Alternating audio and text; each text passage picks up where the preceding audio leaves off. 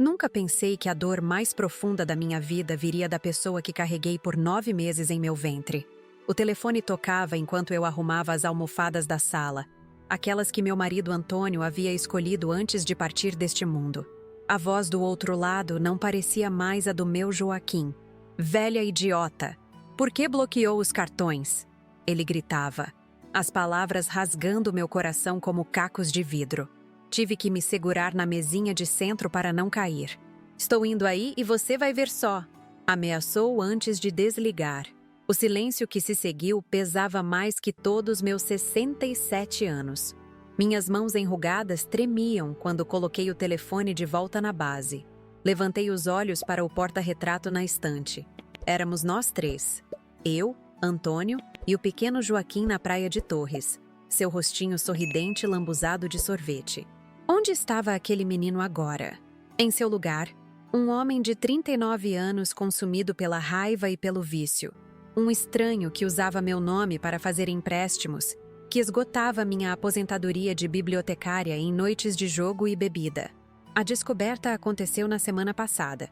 Fui até a agência do Banco Seguro Nacional, aquela na esquina da Praça das Flores, onde sou cliente há 4 décadas. Dona Margarida, a gerente que me conhece desde os tempos em que Antônio era vivo, me chamou para uma conversa reservada. Dona Edinalva, a senhora está ciente destes empréstimos?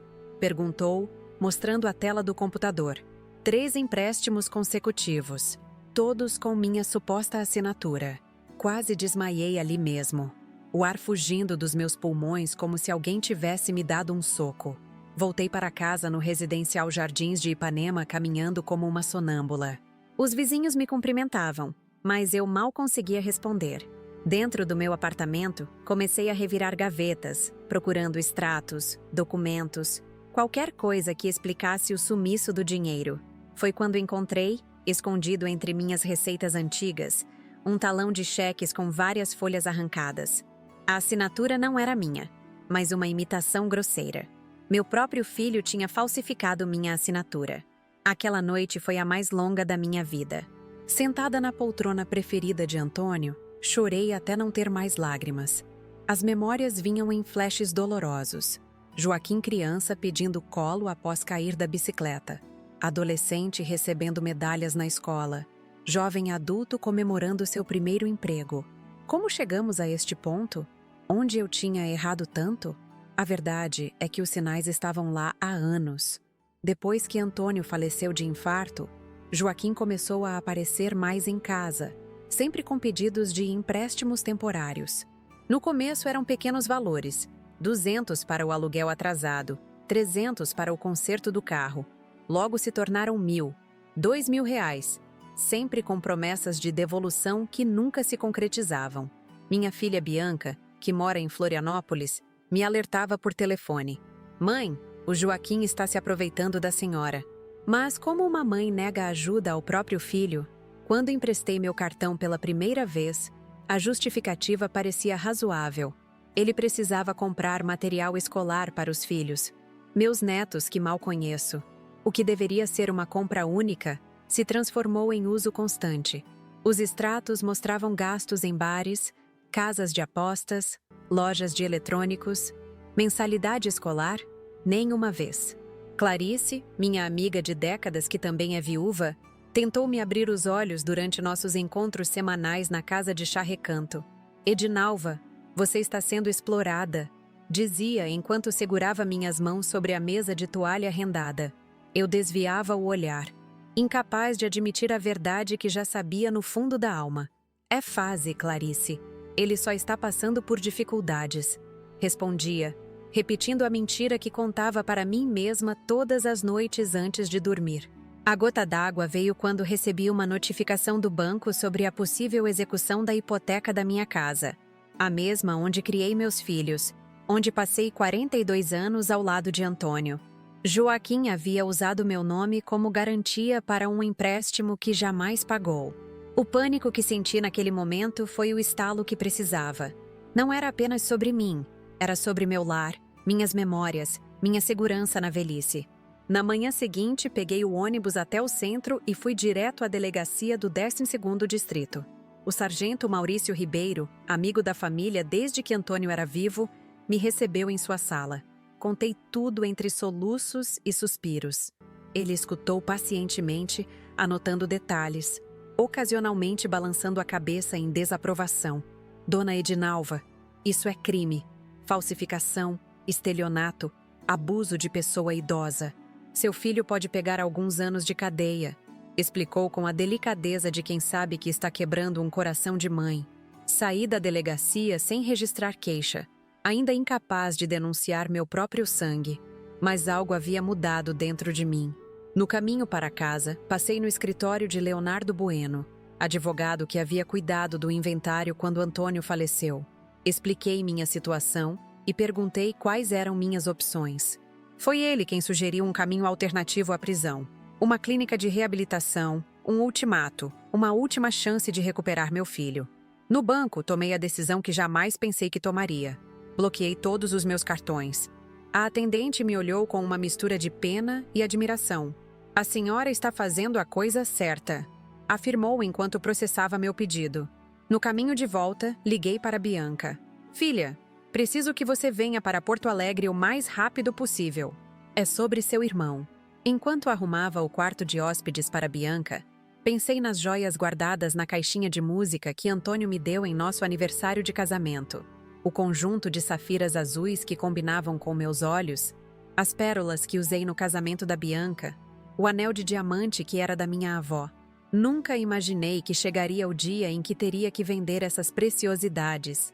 Mas se o preço para salvar meu filho fosse abrir mão delas, estava disposta a pagar. Meus pensamentos foram interrompidos pelo toque estridente do telefone. O identificador de chamadas mostrava o número de Joaquim. Respirei fundo e atendi. As ofensas vieram como uma tempestade. Velha inútil, egoísta. Vou te mostrar quem manda. Entre ameaças e xingamentos, ele anunciou que viria até minha casa acertar as contas. Quando desliguei, em vez do medo que esperava sentir, uma estranha calma tomou conta de mim. Era hora de preparar a surpresa que mudaria nossas vidas para sempre. A primeira vez que senti o peso da maternidade foi quando coloquei Joaquim nos braços. Tão pequenino, tão frágil. Seu rostinho vermelho, os olhinhos inchados tentando se acostumar com a claridade do mundo. Naquele instante, jurei protegê-lo de todo o mal. Quem diria que, décadas depois, precisaria proteger-me dele? Minha trajetória como mãe começou tarde. Antônio e eu tentamos por anos até que, aos 28 anos, finalmente recebi a notícia que tanto esperávamos. A gravidez foi tranquila, apesar dos enjoos matinais que persistiram até o 8º mês. Joaquim nasceu numa tarde chuvosa de outubro, pesando 3,4 quilos. 3 anos depois, veio Bianca, completando nossa família. Nossa vida no subúrbio de Porto Alegre era simples, mas feliz. Antônio trabalhava como engenheiro na prefeitura, enquanto eu cuidava da biblioteca municipal, organizando livros, eventos literários, clubes de leitura. Aos finais de semana, íamos todos ao Parque da Redenção, onde as crianças podiam correr livres enquanto nós, sentados num banco à sombra, observávamos sua alegria inocente. Os primeiros sinais de que Joaquim seria diferente surgiram na adolescência. Enquanto Bianca era estudiosa e tranquila, ele parecia estar constantemente insatisfeito. Notas baixas, amizades questionáveis, pequenos furtos em casa, dinheiro do porta-moedas, algumas joias que depois reapareciam misteriosamente. Antônio, com sua disciplina rígida de filho de imigrantes portugueses, tentava corrigi-lo com castigos e longas conversas. Eu, sempre mais branda, acreditava que era apenas uma fase. Ele vai encontrar seu caminho, repetia para meu marido nas madrugadas em que esperávamos nosso filho voltar de alguma festa. Antônio balançava a cabeça, preocupado. Edinalva, você é boa demais. O mundo não é assim. Aos 18 anos, Joaquim abandonou a faculdade de administração no primeiro semestre. Não é para mim, mãe, explicou, enquanto devorava o almoço que eu havia preparado com tanto carinho. Vou trabalhar, ganhar meu dinheiro. O trabalho nunca durava mais que alguns meses. Sempre havia um chefe injusto, um colega invejoso, um salário baixo demais para seu talento. Quando Bianca se formou em direito, nos encheu de orgulho. Conseguiu um emprego em um escritório renomado em Florianópolis e logo se mudou. Nas raras vezes em que vinha nos visitar, as discussões com o irmão eram inevitáveis. Você está sugando nossos pais, acusava. Cresci, Bianca. Não é da sua conta, rebatia ele. O coração de Antônio não aguentou tanto estresse. O infarto veio numa manhã comum, enquanto tomávamos café. Num minuto, conversávamos sobre a reforma da cozinha. No outro, ele se contorcia, a mão apertando o peito, os olhos arregalados de dor e surpresa. Corri para o telefone, gritei por socorro. Tentei massagem cardíaca como havia aprendido num curso da biblioteca. Tudo em vão. Quando a ambulância chegou, meu companheiro de 38 anos já tinha partido. O funeral foi um borrão de rostos, abraços, condolências. Bianca ficou comigo por 2 semanas, organizando papéis, cuidando da burocracia, me alimentando quando eu esquecia de comer. Joaquim apareceu no velório, olhos vermelhos, aparentemente devastado. Depois, sumiu por dias, retornando apenas para perguntar sobre o seguro, a pensão, o inventário. O dinheiro vai demorar a sair, explicou Leonardo, o advogado, durante nossa primeira reunião após a morte de Antônio. A senhora tem como se manter enquanto isso? Assenti, enxugando as lágrimas. Meu salário como bibliotecária não era extraordinário, mas tínhamos economizado durante anos. Além disso, havia a casa própria, algumas aplicações, as joias de família. Vou ficar bem, respondi, sem imaginar que meu próprio filho seria minha ruína financeira. Os pedidos começaram sutilmente. Mãe, estou precisando de um dinheiro para o aluguel. Mãe, o carro quebrou, preciso consertar para trabalhar. Mãe, encontrei um investimento incrível, mas preciso entrar agora. Sempre emergências, sempre urgências, sempre a última vez que precisaria de ajuda. Sentia-me dividida. Por um lado, como negar ajuda ao meu filho? Por outro, as advertências de Bianca e Clarice ecoavam em minha mente. Você está criando um parasita, dizia minha amiga durante nossos chás semanais. Ele precisa aprender a se virar. Antônio não gostaria de ver você assim. Ainda assim, eu cedia. Transferia o dinheiro, emprestava o cartão, só desta vez. Assinava como fiadora em contratos que nem lia direito. Meus olhos já não enxergavam como antes. E Joaquim sempre estava com pressa. Confia em mim, mãe. Pedia, com aquele mesmo olhar do menino que queria mais um pedaço de bolo. À noite, sozinha em minha cama de casal agora grande demais, chorava silenciosamente. Sentia falta de Antônio, de sua força, de sua sabedoria prática. O que ele faria nessa situação? Como equilibraria o amor incondicional de pai com a necessidade de impor limites? 2 anos após a morte de meu marido, precisei vender o carro. As economias minguavam e a pensão mal cobria minhas despesas básicas. Joaquim aparecia cada vez menos, exceto quando precisava de algo. Nas raras ocasiões em que vinha jantar, notei marcas em seus braços, olheiras profundas, uma agitação constante que sugeria mais que simples ansiedade. Você está usando drogas? Perguntei numa dessas noites, depois que ele devorou 3 pratos de lasanha. Sua reação foi explosiva. Levantou-se bruscamente, derrubando a cadeira. Está me acusando agora? Depois de tudo que faço por você? Recuei, assustada com sua fúria desproporcional. Desculpa, filho. Só estou preocupada. Ele saiu batendo a porta, deixando no ar um cheiro de álcool que eu havia fingido não notar. Na semana seguinte, Joaquim apareceu com 2 homens que me foram apresentados como sócios.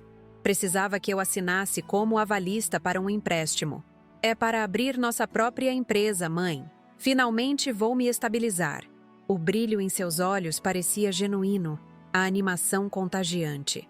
Assinei os papéis, ignorando o desconforto que sentia na presença daqueles estranhos que examinavam minha sala como avaliadores de um leilão. A empresa nunca se materializou.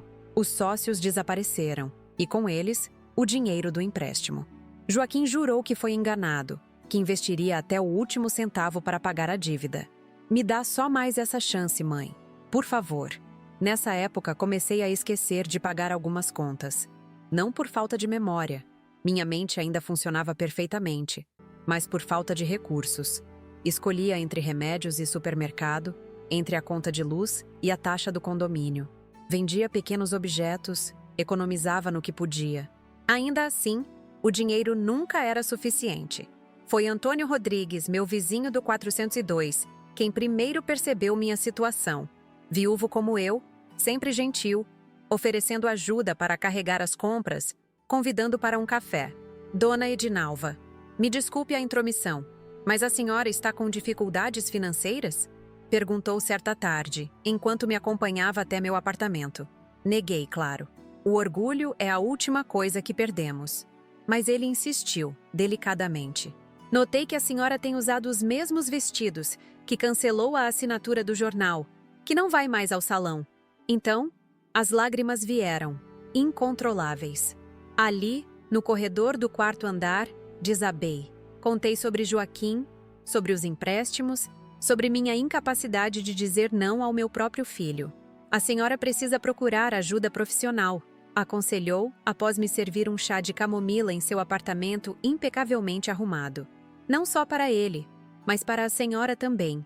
Isso é dependência emocional. Codependência. Deixou comigo o cartão de uma psicóloga, doutora Regina Campos, especialista em relacionamentos familiares disfuncionais. Na semana seguinte, estava em seu consultório, um espaço acolhedor com plantas, quadros abstratos e uma poltrona tão confortável que parecia abraçar-me. Dona Edinalva, o que está acontecendo com a senhora é muito comum, explicou após ouvir meu relato entrecortado por soluços. Mães, especialmente viúvas, tornam-se presas fáceis para filhos com comportamentos abusivos. As sessões semanais com a doutora Regina foram revelando padrões que eu nunca havia percebido. Como sempre compensei a rigidez de Antônio com permissividade excessiva. Como confundia amor com submissão. Como o medo da solidão me fazia aceitar migalhas de atenção de um filho que claramente não me respeitava. A senhora não está ajudando Joaquim permitindo que ele a explore, sentenciou durante nossa quarta sessão. Está alimentando um comportamento destrutivo, para ele e para a senhora. Nos meses que se seguiram, tentei implementar algumas das estratégias sugeridas pela psicóloga. Estabelecer limites, não ceder a chantagens emocionais, exigir comprovação antes de emprestar dinheiro. Mas Joaquim sempre encontrava uma brecha na minha resolução. Um olhar magoado, uma história comovente, uma promessa aparentemente sincera. Paralelamente, por insistência da doutora Regina, comecei a participar de um grupo de apoio para familiares de dependentes químicos na Igreja Nossa Senhora do Amparo. Ali, encontrei outras mães, pais, esposas, todos compartilhando histórias dolorosamente similares à minha. A vergonha inicial por expor problemas familiares deu lugar ao alívio de não estar sozinha. Foi numa dessas reuniões que conheci o pastor Geraldo Machado, um homem de voz calma e olhos compreensivos, que conduzia o grupo com uma mistura perfeita de firmeza e empatia. Amar nem sempre é dar o que a pessoa quer, ensinava. Às vezes é dar o que ela precisa, mesmo que doa. Nesse período, Joaquim começou a aparecer em casa em horários estranhos, sempre agitado, pedindo dinheiro com urgência crescente. Certa madrugada, acordei com barulhos na sala. Encontrei-o remexendo em meus pertences, procurando algo para vender. Quando o confrontei, negou, acusou-me de paranoia, ameaçou nunca mais voltar. Talvez seja melhor assim, respondi, surpreendendo a nós dois com minha firmeza repentina. Ele saiu batendo a porta, deixando para trás o cheiro inconfundível do medo. Não o meu, mas o dele. Na manhã seguinte, notei a falta de várias peças. O porta-retratos de prata que Antônio ganhou na aposentadoria. A cafeteira italiana que compramos em nossa viagem de bodas de prata. O relógio de parede que pertenceu ao meu pai. Pequenos tesouros sentimentais, convertidos em pó branco que destruía meu filho por dentro. Foi então que tomei a decisão de trancar as portas para Joaquim, literalmente. Troquei as fechaduras, instalei um interfone com câmera. Avisei ao porteiro que meu filho só poderia subir com minha autorização expressa. Medidas dolorosas, que nunca imaginei precisar tomar. A resposta veio na forma de ligações incessantes, mensagens alternando entre súplicas e ameaças, aparições surpresa no portão do condomínio. Algumas vezes, cedi e deixei-o subir. Oferecia comida, roupas limpas, mas não mais dinheiro. Ele recusava minha ajuda condicionada, exigindo apenas o que permitiria sustentar seu vício. A situação chegou ao limite quando recebi uma ligação do hospital. Joaquim havia sido encontrado inconsciente num beco próximo ao Bar do Galo, quase em overdose. Corri para o Hospital São Rafael, coração disparado, imaginando o pior. Quando cheguei, ele já estava consciente, mas longe de estar recuperado. Magro, pálido, com marcas de agulhas nos braços e olhos que não pareciam mais os dele. "Senhora, seu filho precisa de tratamento especializado", explicou o médico plantonista. "Isso não é só uma ressaca, é dependência química grave." Propus a internação. Ofereci pagar pela melhor clínica que pudéssemos encontrar. Joaquim recusou veementemente, assinando termo de responsabilidade e saindo do hospital contra recomendação médica. "Não sou nenhum drogado. Posso parar quando quiser", bradou, ignorando as evidências em seu próprio corpo. Nas semanas seguintes, evitei atender suas ligações, seguindo orientação da doutora Regina. "A senhora está numa fase crítica agora. Precisa ser forte. Mas uma mãe nunca deixa de ser mãe." Cada toque do telefone era uma agonia. Cada campainha não atendida uma pequena morte. Até que chegou aquele dia fatídico no banco. A descoberta dos empréstimos fraudulentos. A constatação de que não era apenas um filho pedindo ajuda à mãe, mas um criminoso explorando uma idosa. A ficha finalmente caiu, junto com as últimas barreiras que me impediam de ver a verdade nua e crua. Joaquim não mudaria enquanto houvesse alguém para ampará-lo em sua queda. Quando bloqueei os cartões, sabia que estava desencadeando uma tempestade, mas não imaginava que seria tão imediata e violenta. O telefonema furioso veio menos de 2 horas depois, enquanto eu ainda digeria minha recém-descoberta coragem. "Velha idiota! Por que bloqueou os cartões? Vou aí e você vai ver só." As ameaças, que antes me paralisariam de medo, agora acendiam uma determinação que nem eu sabia possuir. Era hora de preparar minha última cartada como mãe. Não mais a mãe permissiva que alimentava o monstro da dependência, mas a mãe que estava disposta a perder o filho para tentar salvá-lo. Liguei para a Bianca, para o sargento Maurício, para o advogado Leonardo. Expliquei meu plano, pedi ajuda, organizei cada detalhe daquilo que seria o ponto de virada em nossas vidas. Enquanto aguardava a chegada de Joaquim, olhei mais uma vez para a fotografia do menino sorridente na praia. "Vou trazer você de volta", prometi em silêncio. "Ou pelo menos vou tentar, com todas as minhas forças." O primeiro sinal de que algo muito grave estava acontecendo surgiu numa manhã de terça-feira. Eu havia marcado um horário com Dona Margarida, gerente do banco, para entender por que minha conta estava constantemente no vermelho, apesar de eu controlar minhas despesas com o rigor de quem viveu a inflação dos anos 80. Cheguei cedo, como de costume. A agência acabara de abrir, o cheiro de café fresco misturado ao aroma de papel e produtos de limpeza. Margarida já estava me esperando, com uma pasta azul sobre a mesa e uma expressão que mesclava preocupação e constrangimento. "Dona Edinalva, antes de começarmos, preciso confirmar. A senhora autorizou estes saques?" perguntou, virando a tela do computador para que eu pudesse ver. A lista de transações era interminável.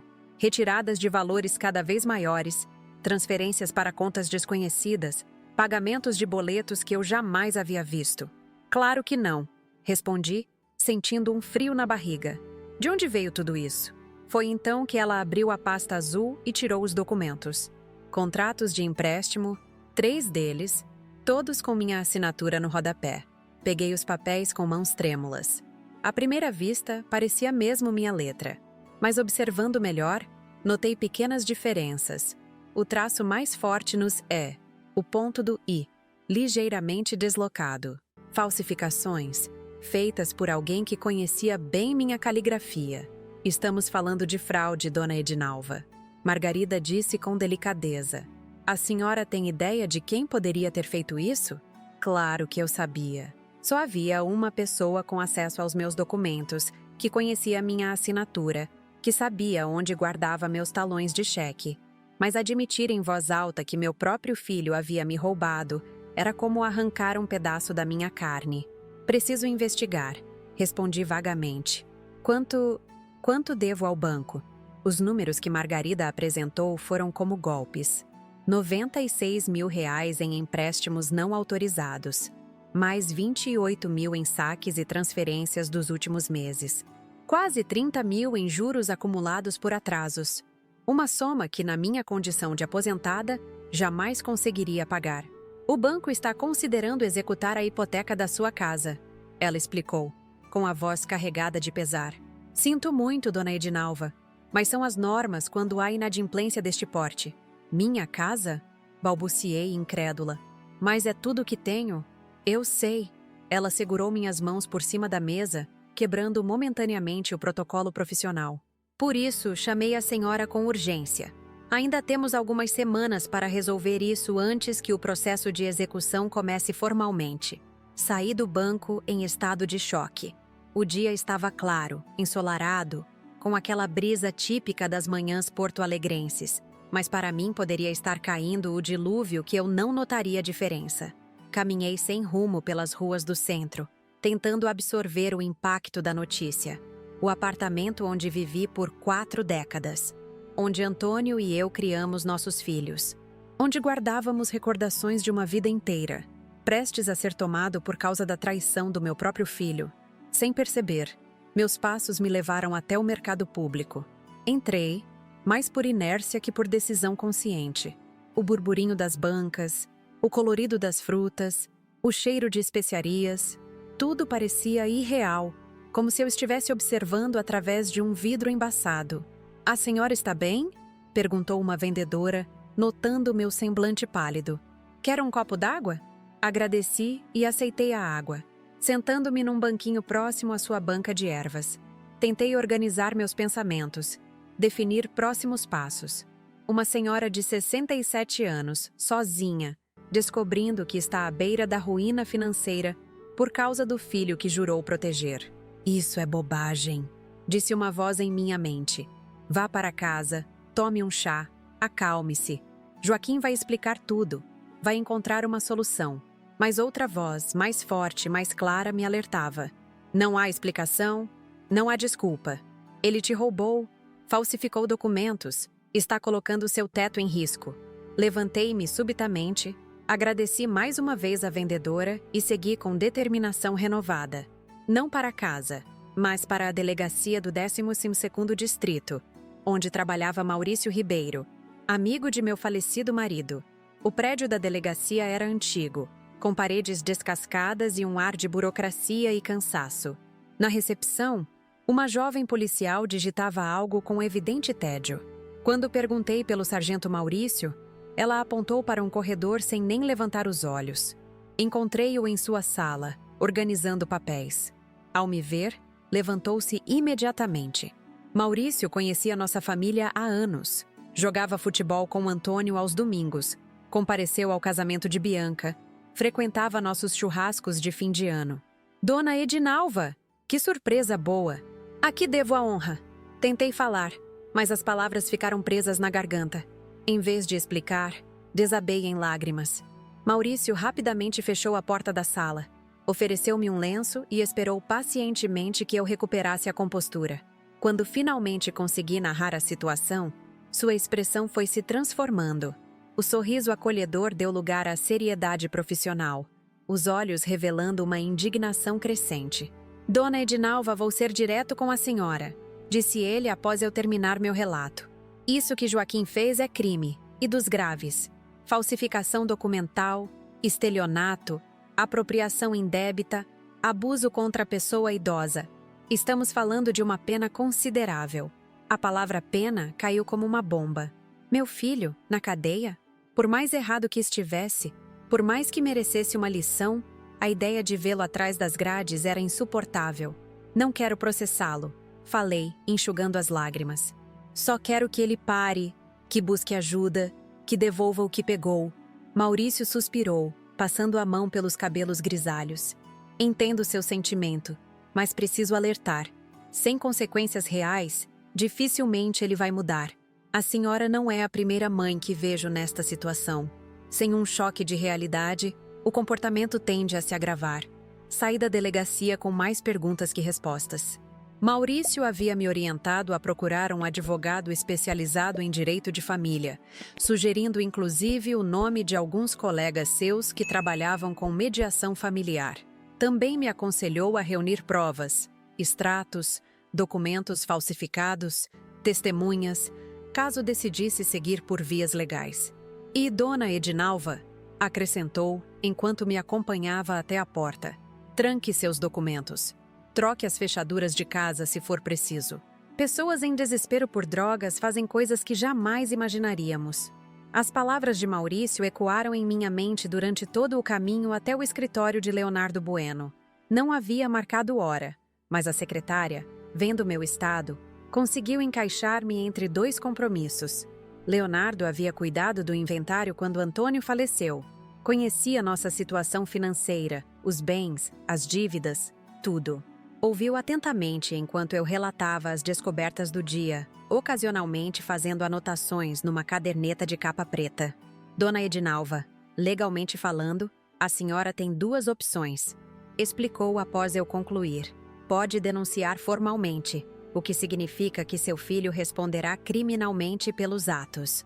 Ou pode buscar uma solução extrajudicial através de acordos de restituição e compromissos de tratamento. E qual a senhora recomenda? Ele ajustou os óculos, escolhendo as palavras com cuidado. Como seu advogado, devo dizer que a denúncia formal protegeria melhor seus interesses. Como alguém que conhece sua família há anos, entendo sua relutância em ver seu filho processado. Discutimos alternativas por quase uma hora. A possibilidade de uma internação involuntária, os programas de recuperação para dependentes químicos, as formas de pressão legal sem necessariamente iniciar um processo criminal. Há uma terceira via, disse Leonardo, quando já estávamos concluindo. Um ultimato formal, com testemunhas, onde o jovem Joaquim seria confrontado com duas alternativas claras: ou aceita tratamento e inicia restituição gradual dos valores, ou enfrentará processo criminal completo. Uma intervenção, murmurei, lembrando do termo que ouvira no grupo de apoio da igreja. Exatamente. Não posso garantir que funcionará, mas já vi casos semelhantes onde o dependente, confrontado com a realidade legal de seus atos e com a firmeza da família, optou pelo caminho da recuperação. Quando saí do escritório de Leonardo, o sol já estava baixo no horizonte, tingindo o céu de Porto Alegre com tons alaranjados. Liguei para Bianca diretamente do orelhão da esquina, sem coragem de usar meu celular que Joaquim poderia rastrear pelas ligações anteriores. Minha filha a atendeu no segundo toque, sua voz sempre prática, sempre direta. Mãe, aconteceu algo? Contei tudo, desde a visita ao banco até as conversas com Maurício e Leonardo. Ela ouviu em silêncio, interrompendo apenas para fazer perguntas pontuais, claramente reunindo informações para formar um quadro completo. Estou pegando o próximo voo para Porto Alegre, declarou quando terminei. Chegarei amanhã pela manhã. Não faça nada até lá. E mãe, por favor, tranque as portas. Não deixe Joaquim entrar se ele aparecer. Bianca, ele é seu irmão. Não, mãe. Sua voz era firme, quase dura. Neste momento, ele é um homem doente que está destruindo você e a si mesmo. Precisamos ser fortes por ele, mesmo que isso signifique confrontá-lo. Após desligar, caminhei lentamente até o ponto de ônibus. A cidade começava a acender suas luzes, pessoas apressadas voltando para casa após um dia de trabalho. Vidas normais, cotidianos intactos. Como eu invejava essa normalidade perdida. Em casa, a primeira coisa que fiz foi verificar se Joaquim havia passado por lá. Tudo parecia no lugar, mas meu instinto materno gritava que algo estava errado. Foi quando notei a gaveta da escrivaninha levemente aberta. Ali guardava documentos importantes, incluindo a escritura do apartamento. Com o coração acelerado, abri a gaveta por completo. A pasta com os documentos continuava lá, mas ao verificar seu conteúdo, descobri que a segunda via da escritura havia desaparecido. Não era a original, felizmente. Esta estava guardada em um cofre no banco. mas era uma cópia autenticada em cartório, teoricamente com valor legal. O pânico me tomou por completo. Joaquim não estava apenas roubando dinheiro ou objetos vendáveis. Estava tentando se apossar da própria casa onde crescera. Liguei imediatamente para Leonardo, relatando o novo desenvolvimento. Fique tranquila, dona Edinalva. Ele tentou me acalmar. Uma cópia isolada não permite transferência de propriedade, mas é mais uma evidência da gravidade da situação. A senhora precisa agir rapidamente. Seguindo seu conselho e o de Bianca, chamei um chaveiro de emergência. Em menos de 1 hora, todas as fechaduras estavam trocadas. Paguei um adicional para que instalasse também uma corrente interna de segurança. O homem, percebendo meu medo, trabalhou em silêncio respeitoso, apenas perguntando o essencial. Quando ele saiu, por volta das 9 da noite, liguei para meu vizinho Antônio Rodrigues. Expliquei brevemente a situação, omitindo os detalhes mais dolorosos, e perguntei se ele poderia ficar atento a qualquer movimentação estranha no corredor. Claro, dona Edinalva, respondeu prontamente. Se precisar de qualquer coisa, é só bater na parede. Nossos quartos são paredes meias. Eu ouço na hora. A noite foi longa e insone. Cada barulho do prédio, cada carro que passava na rua, cada rangido natural da estrutura me sobressaltava. Mantive as luzes apagadas, exceto por um pequeno abajur no quarto e uma faca de cozinha na mesa de cabeceira. Não para usar, Deus me livre, mas para sentir alguma segurança. De madrugada, o telefone tocou. Atendi com o coração na garganta. Mãe? Era Joaquim, a voz arrastada, claramente alterado por alguma substância. Preciso de dinheiro, é urgente. Filho, não tenho mais nada para dar, respondi, tentando manter a firmeza na voz. O banco está prestes a tomar nossa casa por causa dos empréstimos que você fez no meu nome. Mentira! Ele gritou, fazendo-me afastar o telefone do ouvido. Você sempre foi mão fechada.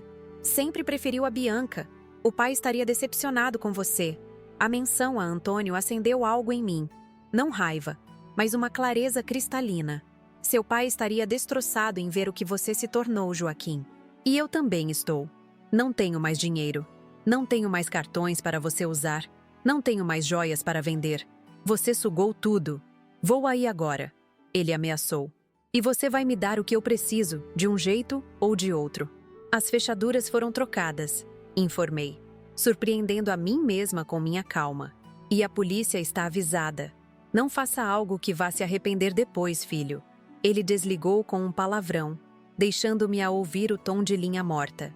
Minhas mãos tremiam ao colocar o telefone no gancho, mas minha resolução estava formada. Aquela ligação confirmou o que eu já sabia, mas relutava em aceitar.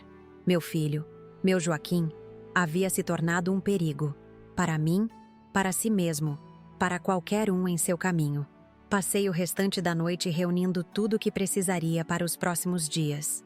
Documentos bancários, extratos, boletins médicos das vezes em que Joaquim havia sido internado por intoxicação, as anotações de minhas sessões com a psicóloga, evidências de um descenso gradual ao abismo.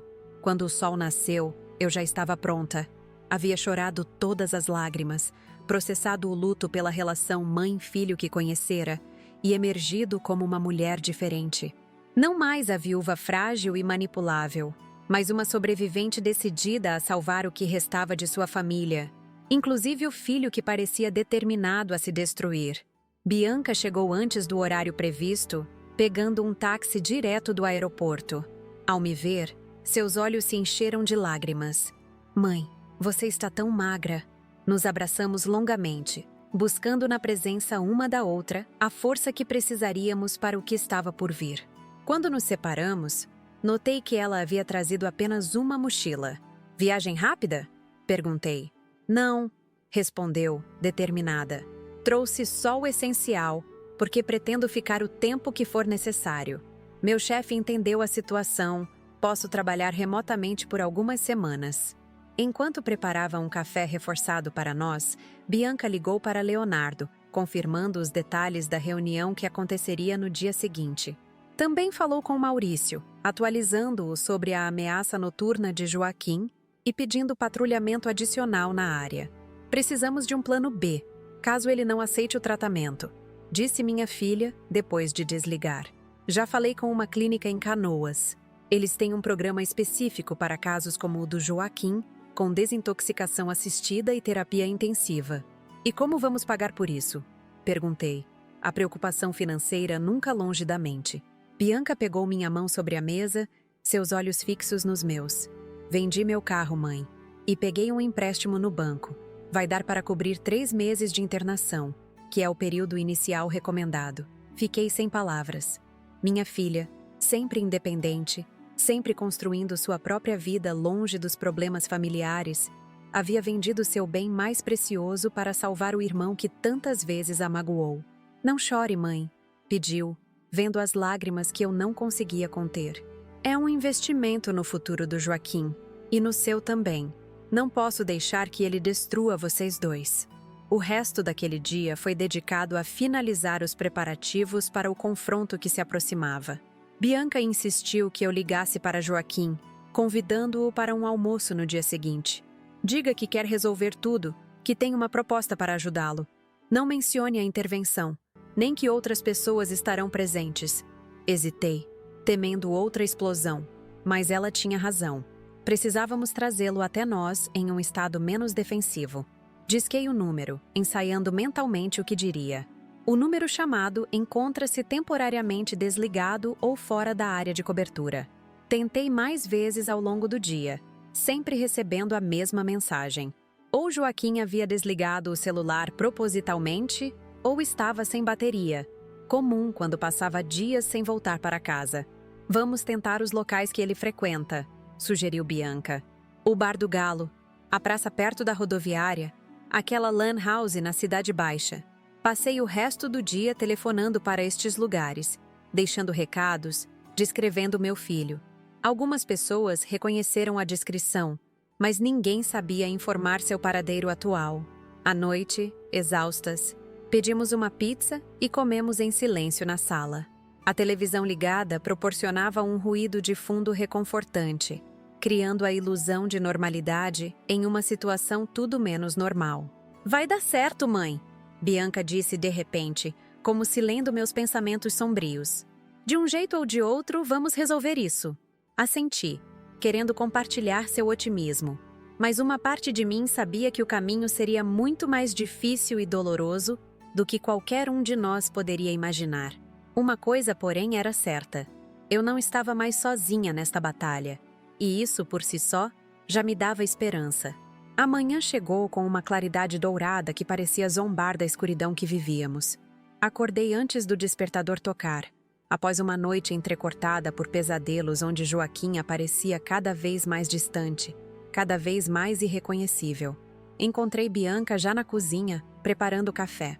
Vestia roupas formais, um blazer cinza sobre uma blusa branca, calça social preta, como se fosse para uma reunião de negócios, não para um encontro que poderia despedaçar definitivamente o que restava da nossa família. Bom dia, mãe, disse, servindo uma xícara fumegante. Dormiu bem? O suficiente, menti, tentando não transmitir a ansiedade que corroía meu estômago. Alguma notícia dele? Ela balançou a cabeça negativamente. Tentei mais algumas vezes. Telefone continua desligado. Mas o sargento Maurício ligou há pouco. Um colega dele viu Joaquim ontem à noite, perto do terminal rodoviário. Parecia agitado, discutindo com alguém. Suspirei, imaginando que tipo de encrenca ele estaria arrumando agora. Traficantes? Agiotas? As possibilidades eram todas igualmente aterradoras. O importante é que estamos preparadas, continuou Bianca, abrindo sua pasta de documentos. Leonardo já está a caminho. Deve chegar em 1 hora. E a doutora? Regina concordou em participar também para dar o suporte psicológico necessário. A intervenção que havíamos planejado seria em meu apartamento, território neutro, segundo a psicóloga, mas também um lugar carregado de memórias familiares que poderiam atingir Joaquim emocionalmente. Leonardo chegou pontualmente às 9, trazendo os documentos necessários. Uma pasta com os registros dos empréstimos fraudulentos, outra com os termos para internação voluntária na clínica de reabilitação e uma terceira, mais fina, contendo a denúncia criminal pronta para ser registrada, caso a intervenção falhasse. Esta é nossa última alternativa, explicou, apontando para a terceira pasta. Só usaremos se todas as outras abordagens falharem. Organizamos a sala para o encontro. A mesa de centro foi afastada, criando um círculo com o sofá e algumas cadeiras trazidas da cozinha. Sobre o aparador, fotos de família. Joaquim criança no colo do pai, adolescente na formatura do ensino médio, jovem adulto no aniversário de 30 anos de casamento meu e de Antônio.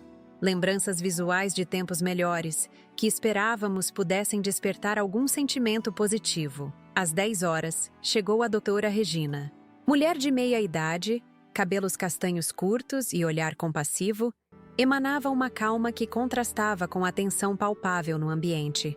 Cumprimentou-me com um abraço demorado. Depois apertou as mãos de Bianca e Leonardo.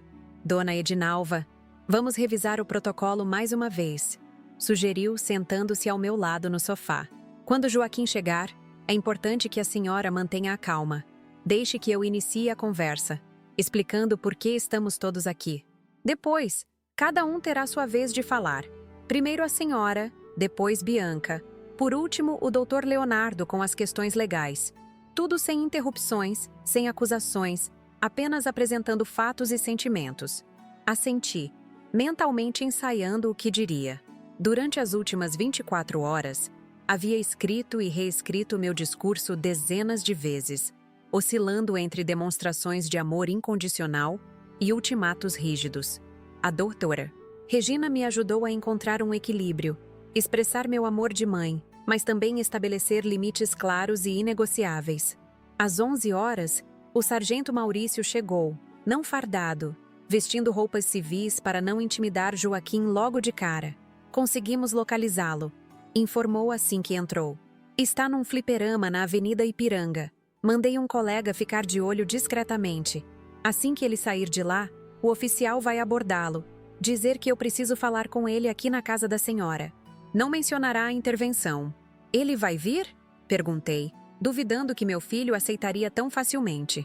Acredito que sim, respondeu Maurício com um meio sorriso. Meu colega tem instruções para ser persuasivo. Esperamos. Os minutos se arrastavam como horas. Cada som no corredor do prédio fazia meu coração disparar. Cada toque de telefone era atendido com expectativa angustiada. O almoço que Bianca encomendou de um restaurante próximo esfriou, intocado, sobre a mesa da cozinha. Às 2 da tarde, quando o nervosismo já dava lugar ao desânimo, a campainha finalmente tocou.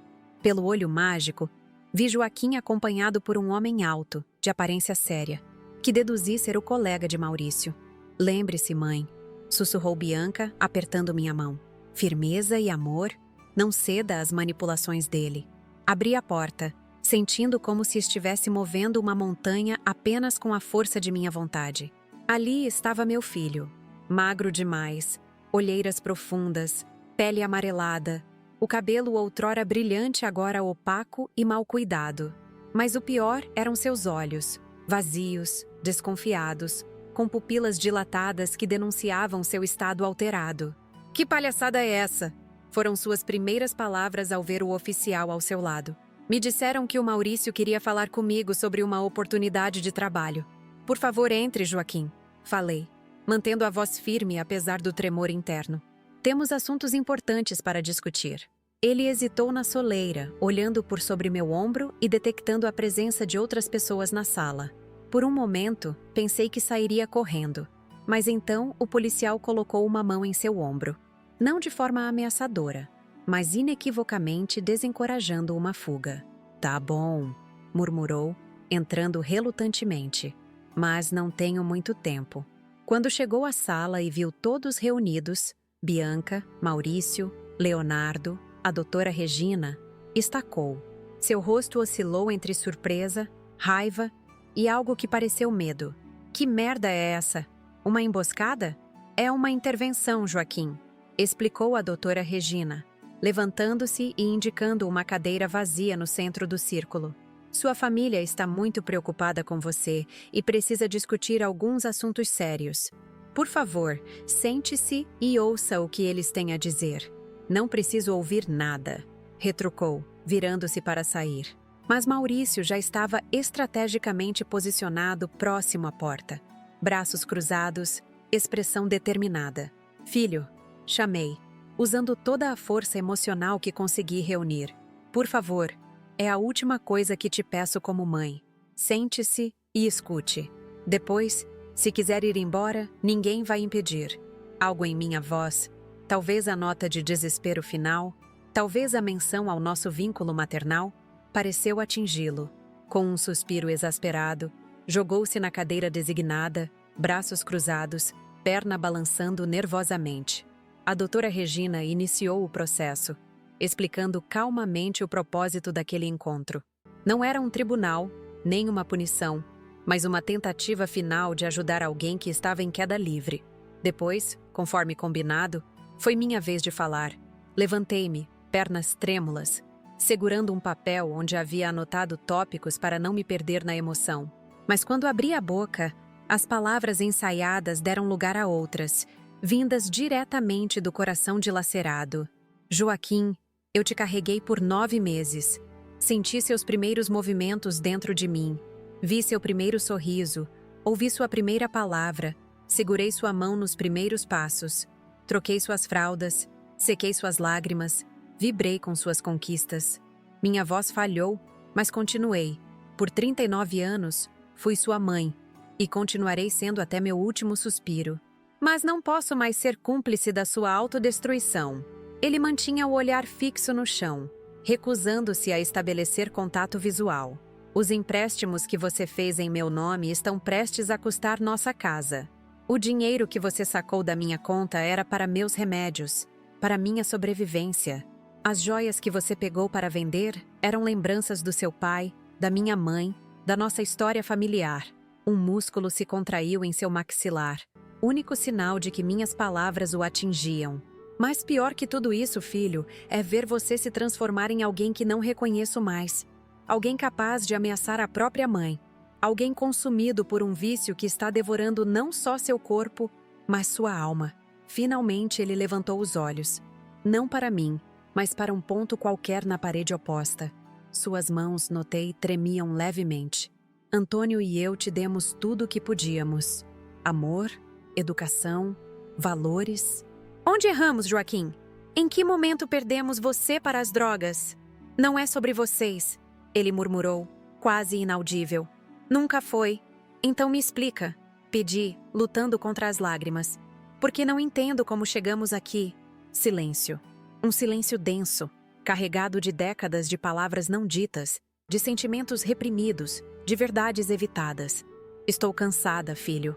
Cansada de mentir para os vizinhos sobre seus problemas temporários. Cansada de acordar no meio da noite, temendo que o telefone traga a notícia de que você foi encontrado morto em algum beco. Cansada de chorar sozinha no quarto que era do seu pai, pedindo forças para continuar. Pela primeira vez, percebi uma umidade em seus olhos. Não chegavam a ser lágrimas, mas havia uma emoção genuína lutando para emergir sob a máscara de indiferença. Por isso estamos todos aqui hoje, para te oferecer uma última chance.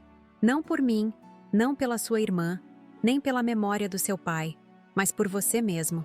Sentei-me, exausta emocional e fisicamente. Bianca tomou a palavra em seguida, sua abordagem mais pragmática, detalhando como o comportamento dele havia afetado toda a família. Como ela precisou vender seu carro, pedir demissão de um emprego promissor em Florianópolis, para voltar a Porto Alegre e ajudar a mãe que ele abandonou à própria sorte. Você acha que é o único que sofre, Joaquim? Perguntou minha filha, a voz fria de quem contém uma fúria primitiva. Mamãe perdeu 10 quilos nos últimos meses, está tomando antidepressivos, teve que vender até a aliança de casamento para pagar contas básicas. E onde você estava? Gastando o dinheiro dela em drogas, álcool e sabe-se lá mais o quê? Joaquim começou a se agitar na cadeira, o corpo demonstrando o desconforto que tentava ocultar no rosto. Eu ia devolver, murmurou. Assim que conseguisse me organizar? Mentira! Bianca elevou a voz. Você vem prometendo isso há anos. Só mais essa vez, mãe. Vou arrumar um emprego, mãe. Vou devolver em dobro, mãe. Você já não engana mais ninguém. A tensão na sala era palpável. A doutora Regina fez um gesto discreto para Bianca, indicando que moderasse o tom. Minha filha respirou fundo, recompôs-se e continuou, mais controlada. Estamos oferecendo uma saída, Joaquim. Uma chance real de recuperação. 3 meses em uma clínica de reabilitação, com os melhores profissionais, todas as despesas pagas. Depois, acompanhamento contínuo por pelo menos 1 ano. E se eu não quiser? Ele desafiou, cruzando os braços. Foi então que Leonardo interveio, abrindo sua pasta de documentos. Neste caso, Sr. Joaquim, sua mãe infelizmente terá que prosseguir com uma denúncia formal pelos crimes de falsificação de documentos, estelionato, apropriação indébita, abuso contra idoso e ameaça. O advogado falava em tom profissional, sem emoção aparente. Tenho aqui todos os registros dos empréstimos fraudulentos, dos saques não autorizados, das transferências bancárias. Testemunhas ouviram suas ameaças contra Dona Edinalva. O banco já iniciou uma investigação interna. Joaquim empalideceu visivelmente. A realidade legal de sua situação finalmente penetrando a barreira do vício e da negação. Se seguirmos por via judicial, continuou Leonardo, estamos falando de uma pena que pode chegar a 8 anos de reclusão, considerando todos os agravantes.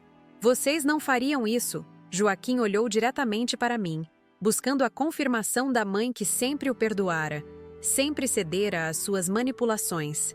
Faríamos, respondi, surpreendendo a mim mesma com a firmeza na voz. Com o coração partido, mas faríamos.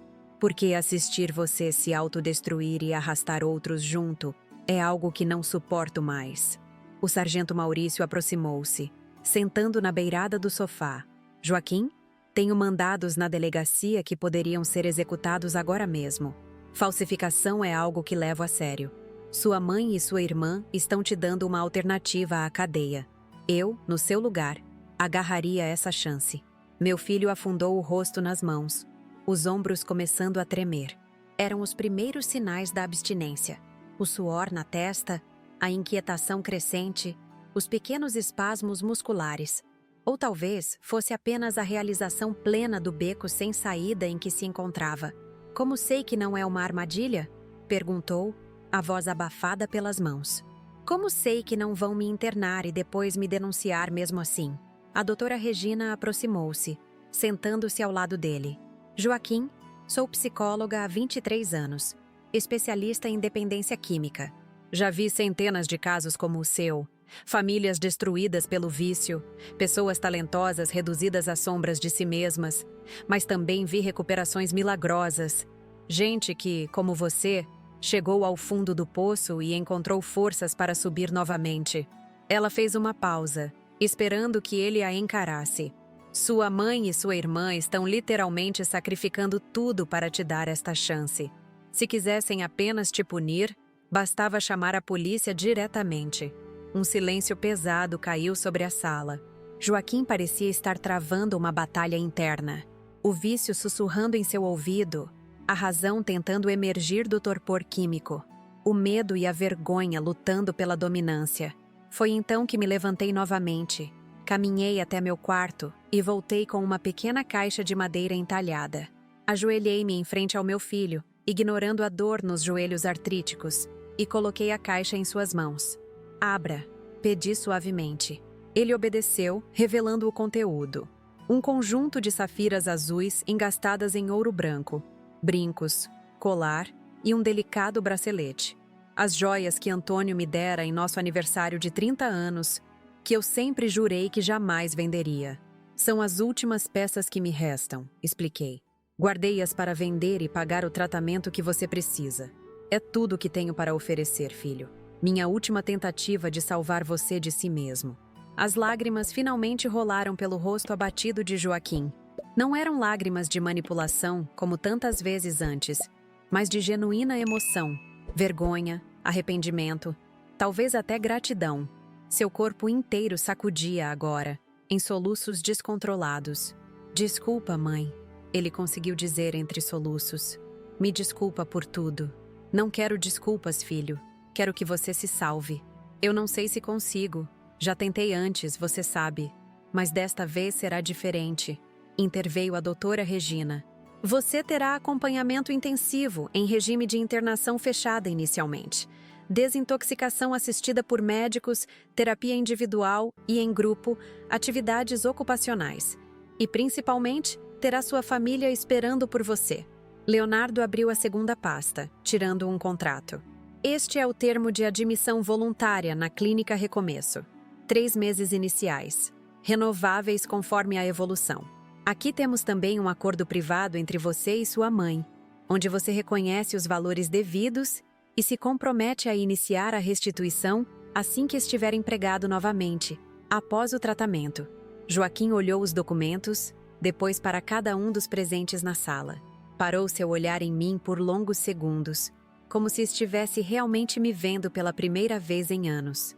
Não a mãe a ser explorada, mas a mulher que, mesmo após tudo, ainda acreditava nele o suficiente para dar-lhe uma última chance. E quando teria que ir? Perguntou, a voz baixa, quase infantil em sua vulnerabilidade. Hoje mesmo, respondeu Bianca. O carro da clínica já está a caminho. Você terá 1 hora para arrumar algumas roupas e objetos pessoais. Acompanharemos você até lá.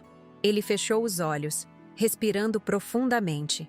Quando os reabriu, havia uma fagulha, pequena, trêmula, mas inegavelmente presente, de determinação. Ok, disse simplesmente. Vou tentar, de verdade desta vez. Não consegui conter as lágrimas. Abracei meu filho, sentindo seu corpo frágil e trêmulo contra o meu, aspirando seu cheiro que, sob a camada de suor e negligência, ainda guardava algo do menino que eu ninara décadas atrás. Vai dar certo, filho, murmurei contra seu cabelo. Tem que dar. Ao nos separarmos, notei que todos na sala pareciam emocionados. Até mesmo Maurício, homem acostumado às durezas da vida policial, disfarçava discretamente a umidade em seus olhos. O que aconteceria dali em diante, só o tempo diria. A estrada da recuperação seria longa e cheia de obstáculos. Haveria recaídas, momentos de desespero, talvez até desistências temporárias.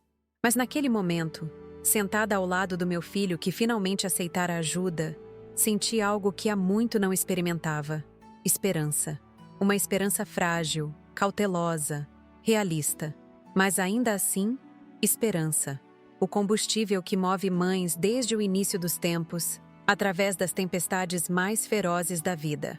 A van branca da Clínica Recomeço chegou pontualmente às 5 da tarde. O motorista, um homem de aparência tranquila e gestos precisos, apresentou-se como Renato. Ao seu lado estava Helena, enfermeira especializada em acompanhamento de pacientes em crise de abstinência. Ambos tinham no rosto aquela expressão serena de quem já testemunhou inúmeras vezes o mesmo ciclo de queda e redenção. Senhora Peixoto, viemos buscar Joaquim, disse Renato, estendendo a mão para me cumprimentar. Está tudo preparado para recebê-lo. Engoli em seco, olhando para o corredor que levava ao quarto onde Bianca ajudava Joaquim a arrumar uma pequena mala com o essencial. Algumas roupas, produtos de higiene, 2 livros que eu havia separado, pensando que talvez ele quisesse ler durante a recuperação. Ouvi suas vozes abafadas. Não conseguia distinguir as palavras, mas o tom sugeria uma conversa civilizada, algo que não acontecia entre meus filhos havia anos. Ele está vindo, respondi, convidando-os a entrar.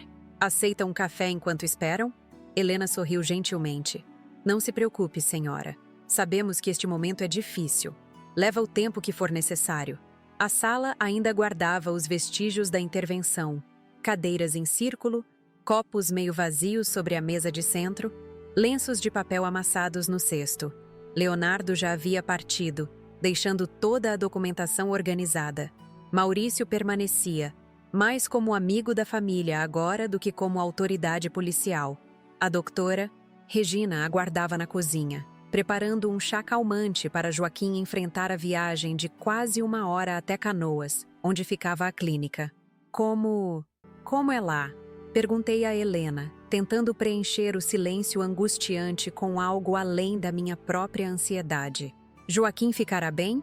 A Clínica Recomeço fica numa área arborizada, afastada do centro urbano, explicou ela, sentando-se ao meu lado no sofá. Temos quartos individuais e compartilhados, dependendo do estágio do tratamento. Os primeiros dias são dedicados à desintoxicação. Não vou mentir, senhora, é a fase mais difícil. Mas contamos com equipe médica 24 horas, medicação para aliviar os sintomas e apoio psicológico constante. Assenti, imaginando meu filho passando pelo processo doloroso de libertação das substâncias que haviam sequestrado seu corpo e mente. Queria estar lá, segurar sua mão como fazia quando ele tinha febre alta na infância. Mas sabia que esta era uma batalha que ele precisaria travar sozinho. E depois? Perguntei, a voz falha. Após a desintoxicação física, começa o verdadeiro trabalho de recuperação, continuou Helena. Terapia individual diária, grupos de apoio, atividades ocupacionais, jardinagem, marcenaria, arte-terapia. Também temos palestras educativas sobre dependência química, exercícios físicos orientados, meditação. É um programa holístico que trata mente, corpo e espírito. Renato complementou. O mais importante nesses primeiros meses é restabelecer rotinas saudáveis. Muitos dependentes perderam completamente a noção de horários, de autocuidado, de responsabilidade. Precisamos reconstruir isso do zero. Finalmente, ouvi passos no corredor. Joaquim apareceu, carregando uma mochila surrada. Bianca vinha logo atrás, com uma pequena sacola que continha alguns itens adicionais que ela insistira em comprar. Um caderno novo, canetas coloridas, um casaco mais quente para as noites frias de inverno que se aproximava. Meu filho parecia simultaneamente mais velho e mais jovem, as marcas do vício evidentes em seu rosto abatido, mas um vislumbre do menino que ele fora aparecia em seus olhos agora mais claros, como se parte da névoa que os cobria houvesse se dissipado. "Estou pronto", anunciou, a voz trêmula traindo o medo que tentava esconder sob uma fachada de determinação. Helena levantou-se, aproximando-se dele com aquela mistura perfeita de profissionalismo e compaixão. "Olá, Joaquim. Sou Helena, enfermeira da Clínica Recomeço. Este é Renato, que vai nos conduzir até lá. Gostaria de tomar um chá antes de partirmos? A doutora Regina preparou algo que vai ajudar na viagem." Ele assentiu, seguindo para a cozinha. Trocamos olhares. Eu, Bianca, Maurício, em silêncio, reconhecendo o momento crucial que vivíamos. Era como se estivéssemos à beira de um precipício, todos segurando as mãos uns dos outros, rezando para que ninguém escorregasse. Na cozinha, a doutora Regina entregou a Joaquim uma caneca fumegante. "É um blend de camomila, passiflora e melissa", explicou. "Vai ajudar a acalmar a ansiedade sem interferir na desintoxicação." Observei meu filho soprando o líquido quente antes de bebericar. Um gesto tão familiar, tão cotidiano, que por um momento me transportou para as manhãs de sua infância, quando preparava chocolate quente nos dias frios de inverno gaúcho. Como chegamos daqueles momentos simples e felizes a este cenário de despedida dolorosa? "Obrigado", ele murmurou, não apenas para a psicóloga, mas para todos nós, seus olhos percorrendo a cozinha onde crescera, como se tentasse memorizar cada detalhe. A despedida foi breve, mais contida do que eu imaginara. Joaquim abraçou Bianca primeiro, um abraço desajeitado, carregado de palavras não ditas, ressentimentos antigos e uma esperança tímida de reconciliação. Depois Maurício, com um aperto de mão que se transformou num abraço rápido e viril. A doutora Regina limitou-se a apertar seu braço gentilmente, lembrando que visitaria a clínica regularmente e acompanharia seu progresso. Então chegou minha vez. Meu filho parou à minha frente, olhos baixos, mãos inquietas. Por um instante, pareceu que ele não sabia o que fazer, como agir. Tomei a iniciativa, puxando-o para meus braços, sentindo seu corpo magro contra o meu, seu cheiro, uma mistura do perfume barato que usava e do chá que acabara de tomar. "Vou tentar, mãe", sussurrou em meu ouvido, apenas para mim. "Juro que desta vez vou tentar de verdade." "Eu sei", respondi, segurando seu rosto entre minhas mãos. "Estarei aqui quando você voltar. Não importa quanto tempo demore." Ele assentiu, uma lágrima solitária escorrendo pela face marcada. Enxuguei-a com o polegar, como fazia quando ele era pequeno e caía do balanço no parque. Precisamos ir, anunciou Renato gentilmente. Queremos chegar antes do jantar para que Joaquim possa conhecer as instalações com calma. E assim, em questão de minutos, ele partiu. Observei a van branca afastar-se pela rua arborizada do condomínio, carregando meu filho para longe. Não para sempre, eu repetia mentalmente como um mantra, apenas pelo tempo necessário para que ele pudesse se reencontrar. Quando o veículo finalmente desapareceu na esquina, senti minhas pernas fraquejarem. Bianca me amparou, conduzindo-me de volta ao apartamento agora estranhamente silencioso. Maurício e a doutora Regina permaneceram mais algum tempo, ajudando a reorganizar a sala, oferecendo palavras de conforto, lembrando que o caminho seria longo, mas que o primeiro e mais difícil passo já havia sido dado. Quando finalmente ficamos sozinhas, eu e minha filha nos olhamos, exaustas, emocionalmente drenadas, mas também compartilhando um sentimento tênue de alívio. Você acha que ele vai conseguir? Perguntei, permitindo que a dúvida que estivera reprimindo finalmente emergisse. Bianca suspirou, servindo-nos 2 taças do vinho que guardava para ocasiões especiais. Não sei, mãe. Sinceramente não sei. Mas ele parecia diferente hoje. Havia algo genuíno nele. Assente, lembrando do olhar de meu filho ao partir. Um olhar que, apesar do medo, continha uma centelha de resolução que eu não via há muito tempo. Os dias que se seguiram foram um exercício de paciência e adaptação. A ausência de Joaquim era simultaneamente um alívio. Sem telefonemas desesperados pedindo dinheiro, sem visitas surpresa que terminavam com objetos faltando, sem a constante tensão de esperar más notícias e um vazio doloroso. Peguei-me várias vezes olhando para o telefone, esperando que tocasse, ou indo até a porta quando ouvia passos no corredor.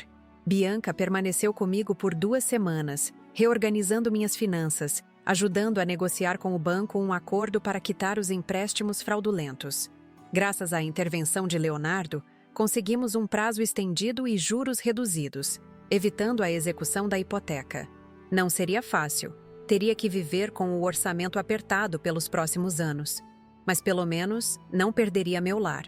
Vou precisar voltar para Florianópolis, anunciou minha filha numa manhã, enquanto tomávamos café.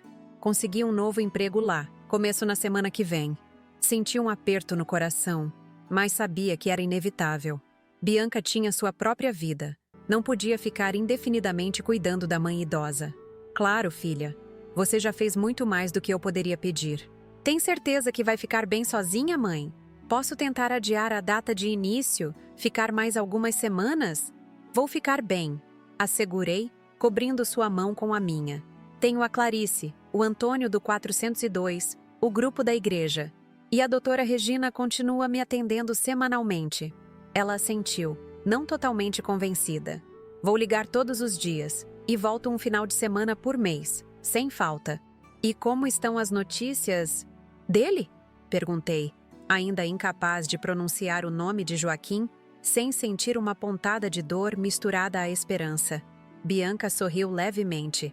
Falei com a Helena ontem. Ele está na 2ª semana de desintoxicação. Tem sido difícil, como esperado, mas está aguentando firme. Não tentou fugir, nem criou confusões com outros pacientes. A psicóloga da clínica disse que ele está participando ativamente das sessões em grupo. Deixei escapar um suspiro que nem sabia estar segurando. Era cedo demais para comemorar. O caminho seria longo e sinuoso, mas cada pequeno passo na direção certa merecia ser reconhecido. Após a partida de Bianca, estabeleci uma nova rotina.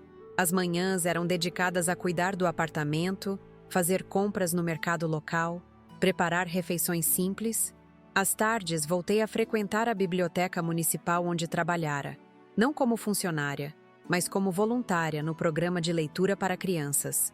As noites, antes tão solitárias e angustiantes, agora eram preenchidas com leituras, programas de TV, ocasionalmente um chá com Antônio Rodrigues, meu vizinho que se tornara amigo próximo, e uma vez por semana, religiosamente, visitava a clínica em Canoas. A primeira visita foi a mais difícil. Joaquim estava visivelmente debilitado pelo processo de desintoxicação. Tremores nas mãos, olheiras profundas, pele pálida. Mas havia uma lucidez em seus olhos que eu não via há anos. Conversamos sobre trivialidades.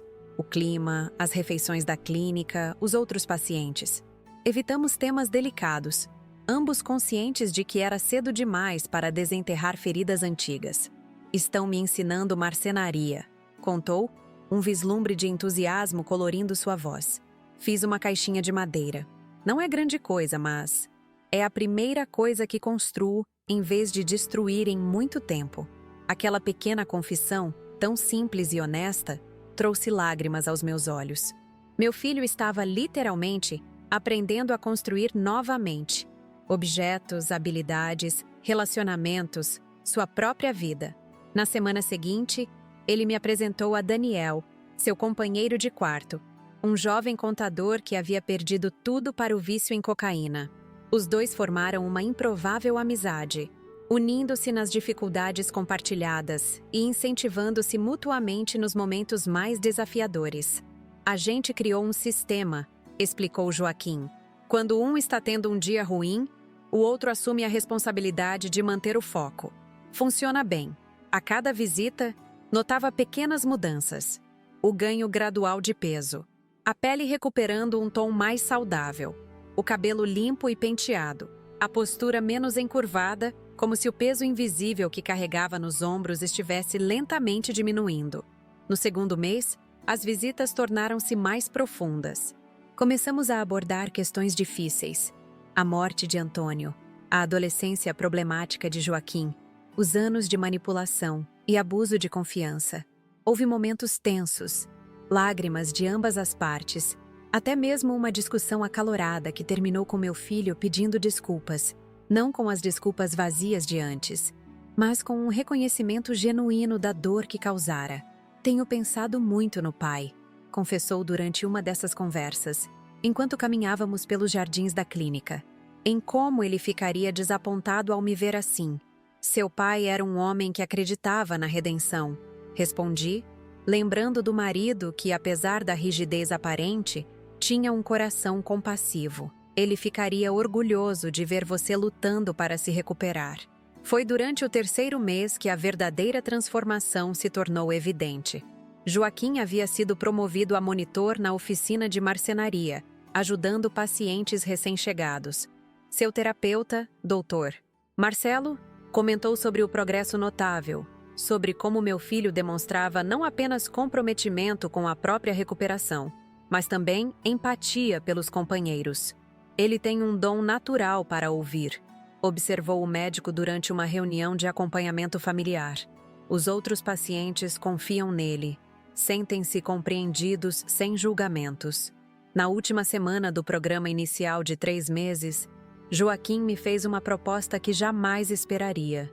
Estão me oferecendo um estágio remunerado aqui na clínica, mãe, contou, um brilho de entusiasmo nos olhos agora limpos e claros. Como auxiliar de monitoria nas oficinas e nas rodas de conversa para pacientes iniciantes.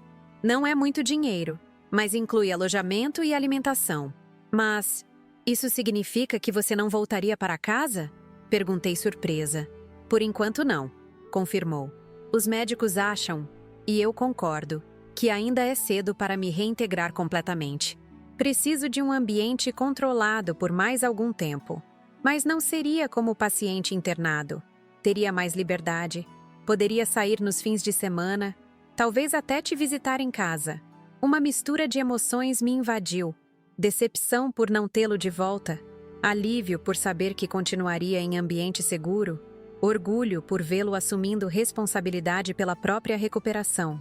E tem mais uma coisa, continuou, tirando do bolso um envelope dobrado. Meu primeiro salário como estagiário já está garantido. Quero que ele vá integralmente para começar a pagar o que te devo. Abri o envelope, encontrando um documento formal.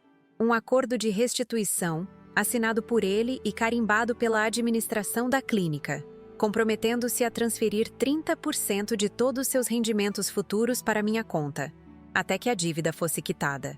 Vai demorar anos até pagar tudo, admitiu. parecendo genuinamente constrangido. Mas é um começo, e dessa vez é para valer. Dobrei cuidadosamente o documento, guardando-o na bolsa.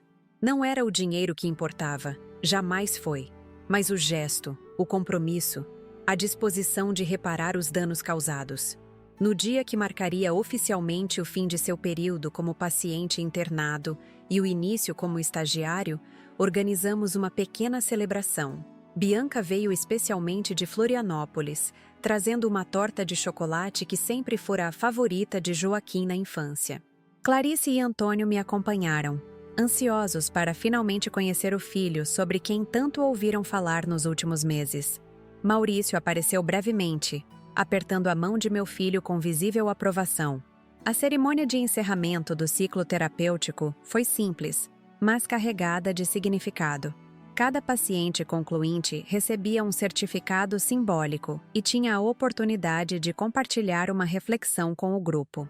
Quando chegou a vez de Joaquim, ele levantou-se, olhou diretamente para mim na plateia e falou com uma clareza que fez meu coração inchar de emoção.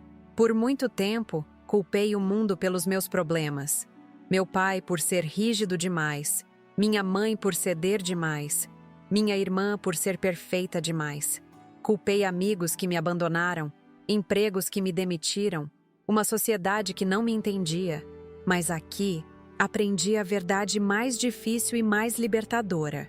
O único responsável pelas minhas escolhas sou eu mesmo. Ele fez uma pausa, respirando fundo antes de continuar. Também aprendi que reconhecer essa responsabilidade não significa carregar o peso sozinho. Sou grato à minha mãe, que mesmo após tudo que fiz, nunca desistiu de mim. À minha irmã, que vendeu o próprio carro para me dar esta chance. Aos profissionais desta clínica, que viram algo em mim que nem eu mesmo conseguia enxergar. Lágrimas silenciosas escorriam pelo meu rosto enquanto o observava. Não mais o menino que criei, nem o viciado que quase perdi, mas um homem em reconstrução, encontrando seu caminho de volta à luz depois de anos vagando na escuridão. Sei que a jornada está apenas começando, concluiu, que haverá dias difíceis pela frente. Mas hoje escolho a sobriedade, escolho a honestidade, escolho reconstruir o que destruí, um dia de cada vez. Quando a cerimônia terminou e os presentes se dispersaram para um lanche comunitário, Joaquim veio até mim. Sem dizer palavra, retirou do bolso um pequeno objeto e colocou em minhas mãos. A caixinha de madeira que mencionara meses atrás, agora lindamente polida e decorada com pequenas incrustações de madeiras diferentes, formando um padrão geométrico na tampa. Abri a caixa, encontrando dentro dela um bilhete manuscrito, para guardar suas joias quando puder comprá-las de novo. Com amor, seu filho. Naquele momento, soube que, independentemente dos desafios que ainda viríamos a enfrentar, algo fundamental havia sido restaurado entre nós. Não a relação idealizada e perfeita que talvez nunca tenhamos tido, mas algo novo, construído sobre alicerces mais sólidos de honestidade, limites saudáveis e um amor que sobreviveu à mais severa das tempestades. Quando olho para trás e recordo toda essa jornada que compartilhei com vocês hoje, meu coração ainda se aperta, mas de um jeito diferente. Não mais com aquela dor aguda de quem perdeu um filho para o vício, mas com a serenidade de quem enfrentou a pior tempestade e conseguiu, contra todas as probabilidades, encontrar um porto seguro. Nunca imaginei que minha vida aos 67 anos seria assim.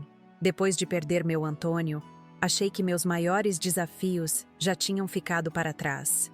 Como estava enganada. Ver meu próprio filho, aquele bebê que embalei em meus braços, transformar-se em um estranho movido pelo desespero do vício, foi a maior provação que já enfrentei. Os cartões bloqueados, as ameaças, o medo de perder minha casa, tudo isso parecia o fim de uma história. Mas, na verdade, era apenas o começo de outra. Lembro do dia em que ele me ligou, furioso por não conseguir usar meus cartões. "Velha idiota!" ele gritou. Palavras que cortaram mais fundo que qualquer faca. Naquele momento, tomei a decisão mais difícil que uma mãe pode tomar. Escolhi enfrentar meu próprio filho para salvá-lo. Preparei uma surpresa para quando ele chegasse ameaçando me agredir. Não uma emboscada qualquer. mas um ato de amor na sua forma mais dura e verdadeira. Quando Joaquim entrou pela porta daquele apartamento e encontrou não apenas sua mãe idosa, mas também sua irmã Bianca, o sargento Maurício, o advogado Leonardo e a psicóloga Regina, vi em seus olhos algo que há muito tempo não via: reconhecimento. Como se, por um breve momento, ele tivesse acordado do pesadelo que vivia e percebido o quanto havia se perdido de si mesmo. A internação na Clínica Recomeço não foi o fim, mas um novo começo. Aqueles 3 meses transformaram não apenas Joaquim, mas a todos nós. Bianca, que havia vendido seu carro e abandonado sua vida em Florianópolis para me ajudar. Eu, que precisei aprender a estabelecer limites depois de uma vida inteira cedendo. E principalmente meu filho, que encontrou na marcenaria não apenas uma habilidade, mas uma metáfora para sua própria reconstrução. A pequena caixinha de madeira que ele me deu, com aquele bilhete simples mas profundo, para guardar suas joias quando puder comprá-las de novo. Com amor, seu filho. Guardo até hoje como meu bem mais precioso. Não pelas safiras que um dia voltarei a ter, mas pelo significado daquele gesto. A promessa silenciosa de reparação, o reconhecimento do dano causado, a esperança de um futuro diferente. Hoje, Joaquim está no 5º mês como estagiário na clínica. Já teve 2 recaídas menores, momentos de fraqueza que ele mesmo reconheceu e buscou ajuda antes que se transformassem em desastres. A estrada da recuperação não é uma linha reta, mas um caminho sinuoso com altos e baixos. O importante é a direção geral, e essa tem sido consistentemente para frente e para cima. A cada visita que faço à clínica, vejo mais do meu filho verdadeiro emergindo das sombras do vício. Seu rosto recuperou a cor. Seus olhos têm novamente aquele brilho curioso que tinha quando criança.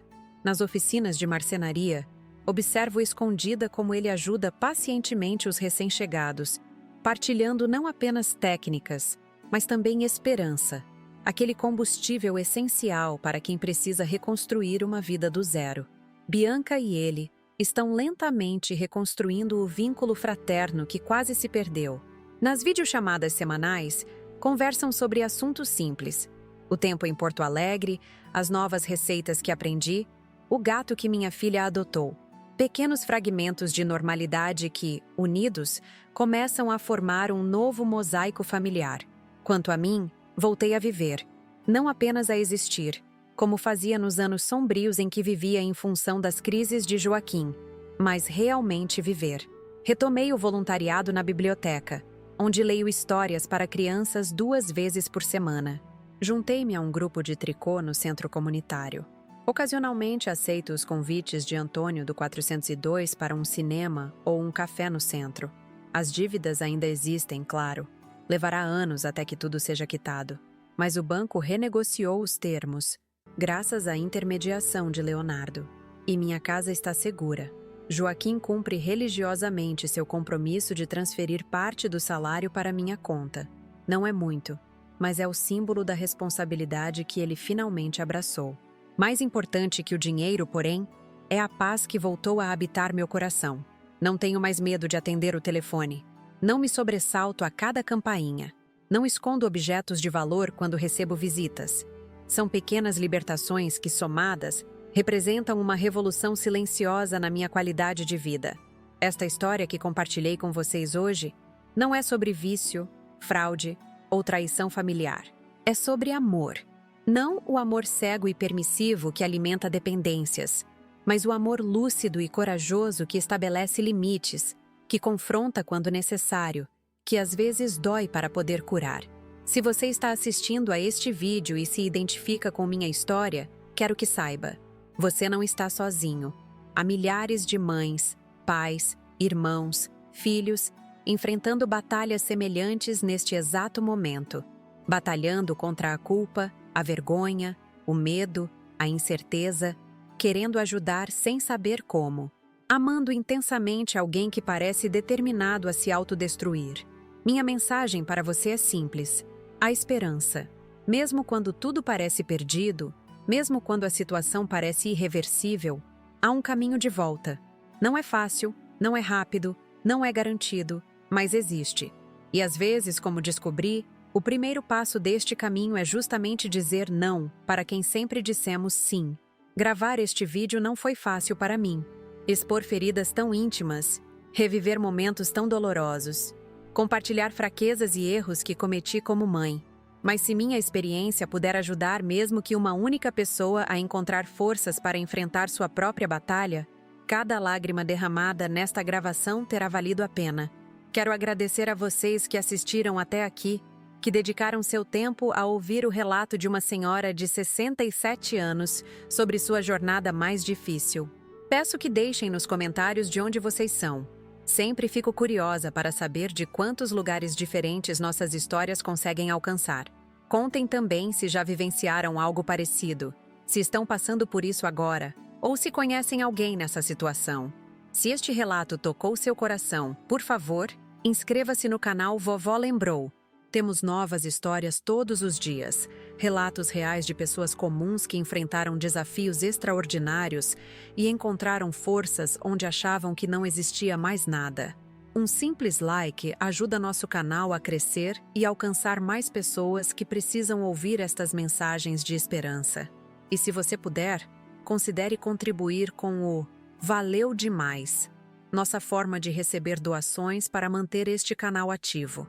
Produzir esses vídeos diários exige muito trabalho, dedicação e recursos. Sua contribuição, por menor que seja, nos ajuda a continuar levando essas histórias verdadeiras e emocionantes para tantas pessoas que se sentem sozinhas em suas lutas. Compartilhe este vídeo com alguém que você acha que precisa ouvir esta mensagem hoje. Às vezes, saber que outra pessoa passou pelo mesmo calvário e encontrou um caminho de saída pode ser exatamente o impulso necessário para dar o primeiro passo. Obrigada por me ouvirem, por me permitirem desabafar, por fazerem parte, mesmo que à distância, do processo de cura da minha família. Voltarei em breve com mais histórias do meu coração para o de vocês. Até lá, cuidem-se e lembrem-se, enquanto há vida, há esperança. E enquanto há esperança, há possibilidade de recomeço.